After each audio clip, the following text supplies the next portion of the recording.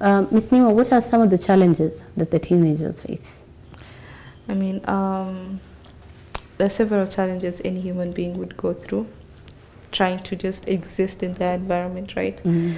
But then for teenagers, I'd get several of them, which are very crucial for them specifically. And one of it is the social challenges that they go through, and they need to be accepted, and they need to be part of a bigger picture. And in that sense, teenagers have the main struggle of peer pressure and wanting to be part of a group at the same time needing to stand out, actually not wanting but needing to stand out.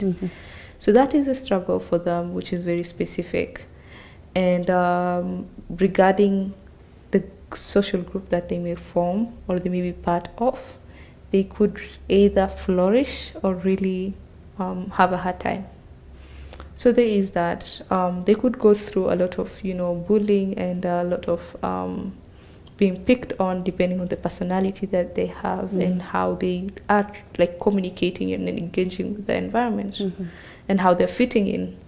So there is that. That is a struggle that specifically teenagers experience. I mean, forming an identity and standing by that identity and understanding what their identity is and what it means to be who they are and who they will be in future. So that is also another struggle. There is a struggle of being understood as well. So that is completely, again, being part of wanting to be different and being unique at the same time. It's like you want to be understood and you want to be different, and then you also struggle with that. So there is there's a variety of issues that come with that. Right. And then to close it off is the struggle of independence and being on their own and like being able to take care of themselves and being able to be who they are without needing to fit into a certain system to make them who they are. So they have that as a need and a requirement to be whoever they are, they can be possibly. Right. Yeah. You mentioned something about self-awareness, which is, again, very crucial, not just for teenagers, but basically for everybody. Absolutely. Because when you're self-aware, then you can be able to make impactful and amazing decisions, right? So how can we help teenagers to become more self-aware? I mean, there's several things we could do to create the self-awareness. First of all is, how are we like dealing with them? And I mean, in any sense, are you like as a parent, for instance, are you the parent that keeps on condemning your child, or are you the parent who reflects in a very compassionate way on certain behaviors and tells it kindly and understandingly to your child or to your adolescent how things should be done? And the thing about being an adolescent, it's by default it comes with just being rebellious in a sense, right? And wanting to be different, and also like all the other things in the list. So that also comes from a point of wanting to understand themselves and having a sense of self-awareness. And in as much as that can be built on, like, maybe teaching better communication skills and teaching better ways of self-expression, right? And maybe you could ask them to journal and maybe reflect with themselves or with their peers and stuff like that. But I feel like what is crucial is for the outside, for the person who's not the teenager, anyone who's on the outside, to understand what they're going through, because they're going through a lot in that sense. They're going through the hormonal changes, the lifestyle changes, the being a different person. So it's like easy for the parent to like see what is going on with them than for them to see what is going on with them. And it's really a tough time to understand yourself completely. Right. Yeah. I find it quite interesting that, subhanAllah, in the din, and in the study of knowledge, you find teenagers who are doing amazing stuff for Islam, as much as they were young. Things that we would consider right now, by the time of the Prophet ﷺ, a teenager who was 15, whatever they were doing, we can't even do it now. We consider teenagers as kids. I think we kind of label them as kids and assume that they can't think beyond the labels that we've put onto them. So I think for me, what I want to know is, how can we be more there for them? How can we invest in them? Okay.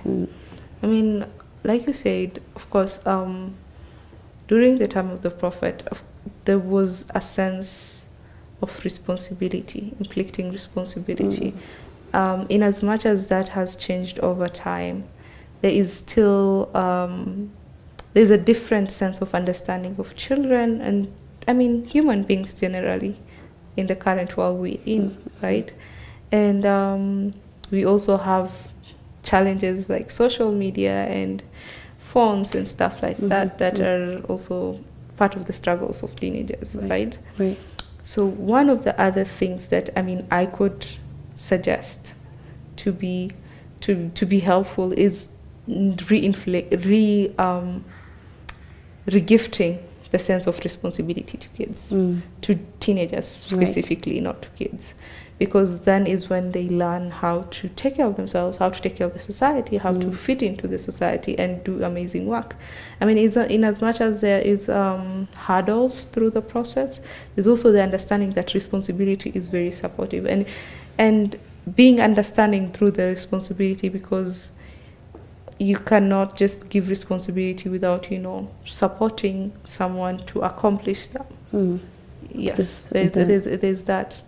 And yeah, I mean, that brings me to the concept of Ali ibn Abi Talib radiallahu anhu, when he said that the first 7 years of a child, a parent should be able to play with their child and connect with them and experience life with them, right? The second 7 years of a child is the 7 years where you should be able to teach your child and impose certain teachings and certain understandings of your culture, of your religion, of Islam into them.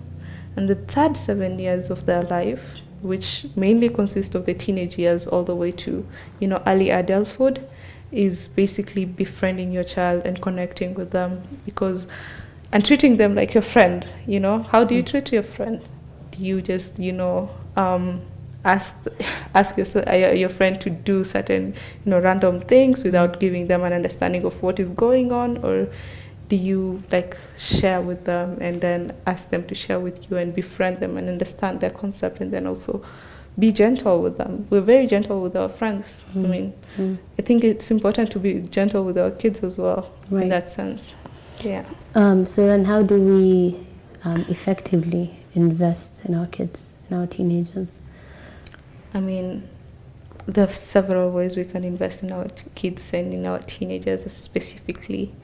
And there is a spiritual investment where you can teach your kids how to connect with Allah, how to read the Quran, how to practice Islam generally.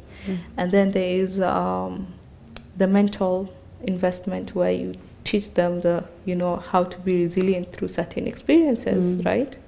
And then there's the emotional connection that you can grow and teach them on how to handle other people, how to handle themselves when they're going through certain experiences, how to communicate your, struggles, and how to express yourself effectively, right? So there is that type of communication.